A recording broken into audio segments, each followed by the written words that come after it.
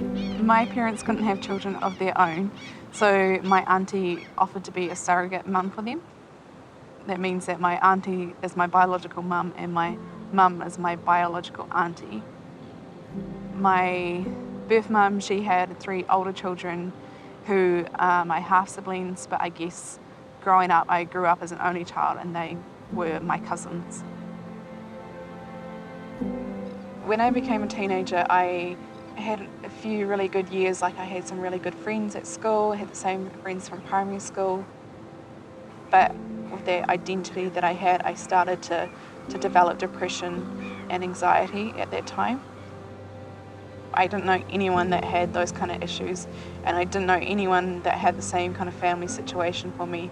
So I think what happened was I developed this self-identity that I wasn't okay, that I was like an alien, and that no one could relate to me.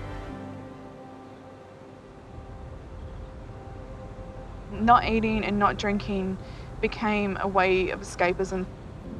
The voice inside my head was getting so controlling and so obsessive, and it was telling me that I needed to end it all and that there was no hope for me.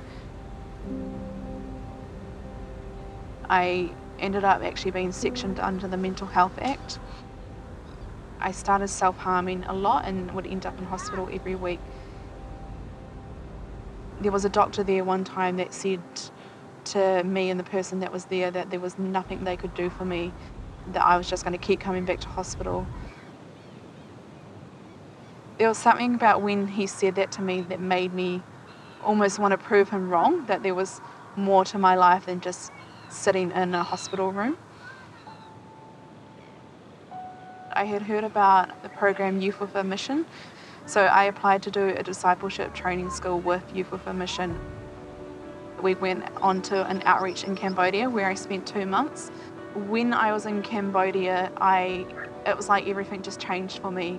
Living in that environment, getting to work with young people and children that have been affected by HIV and poverty, it gave me a sense of not having to just focus on myself and my problems, but actually being able to look after other people and care for them. It was like something switched in me and I just suddenly felt more alive and like I had a purpose. I decided that I wanted to pursue my childhood dream of becoming a social worker. I've been a social worker for just over 2 years now, and I work in a role of child protection, so working with children who are in family situations where there might be child abuse or neglect or family harm. The purpose of being involved in children's, like vulnerable children's and young people's lives, and getting to hear their stories and be a little part of that is just something that, makes me get up every day, I guess.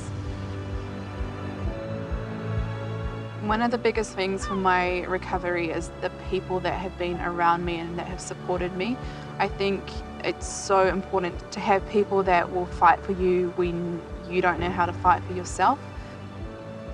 Mental health is such an ongoing journey and that recovery takes time. I used to think that I just had to do all these things and then everything will be perfect again. But I guess it's not always perfect.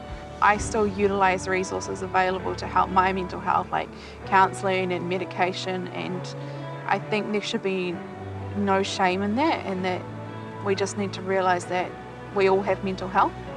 And my hope is that for New Zealanders that we will be able to openly have that conversation about mental health and that there'll be no such thing as stigma in New Zealand.